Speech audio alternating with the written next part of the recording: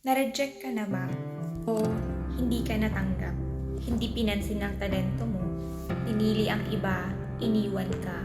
O hindi naniwala sa kakayahan mo? Masakit, di ba? Pero tandaan mo to, ang rejection ay hindi katapusan.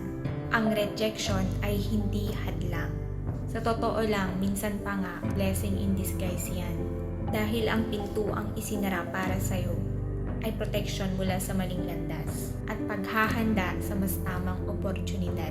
Hindi ibig sabihin na hindi ka magaling. Hindi ibig sabihin na hindi ka karapat-dapat. Minsan, hindi lang talaga yun ang para sa'yo, pero may mas bagay na darating.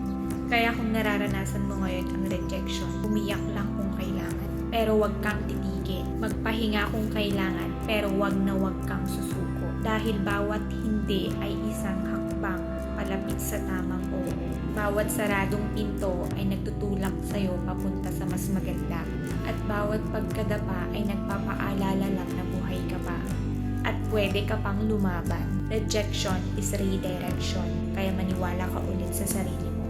At kapag dumating ang tamang oras, lahat ng sakit magiging dahilan ng tagumpay mo. Laban lang!